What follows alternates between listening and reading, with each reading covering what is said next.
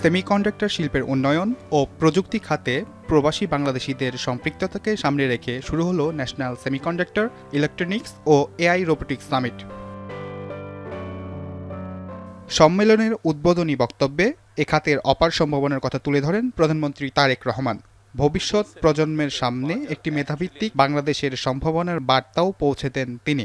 সেমিকন্ডাক্টরটা শুধু একটা শিল্পই নয়, এটা বোধহয় খুব সম্ভবত আধুনিক সভ্যতার একটা ভিত্তি। 30 সালের দিকে বিশ্বে গ্লোবাল সেমিকন্ডাক্টরের বাজার $1 ট্রিলিয়ন কাছাকাছি পৌঁছবে। সরকার প্রধান জানান, পোশাক শিল্পের পর সেমিকন্ডাক্টর শিল্প বাংলাদেশের জন্য নতুন বিনিয়োগ খাত হতে পারে।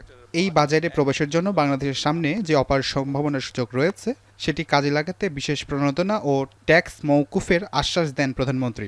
সেমিকন্ডাক্টর খাতকে সরকার একটি জাতীয় অগ্রাধিকার ভিত্তিক খাত হিসাবে আমরা বিবেচনা করছি। বর্তমান সরকার কাঁচামালের উপরে সব ধরনের ট্যাক্স বা শুল্ক প্রত্যাহার করা হয়েছে। চ্যালেঞ্জের মধ্যেও দেশকে এগিয়ে নিতে যারা কাজ করবে সরকার তাদের পাশে থাকবে বলেও অঙ্গীকার করেন প্রধানমন্ত্রী। রাজধানীর নভ থিয়েটারে 2 দিনব্যাপী এই সম্মেলনের আয়োজক বিজ্ঞান ও প্রযুক্তি মন্ত্রণালয়, বাংলাদেশ সেমিকন্ডাক্টর ইন্ডাস্ট্রি অ্যাসোসিয়েশন ও সিলিকন রিভার। 2026 সালের মধ্যেই এই লক্ষ্যমাত্রা কাছাকাছি পৌঁছে গিয়েছে। আব্দুল আল মেহেদী, এখন, ঢাকা।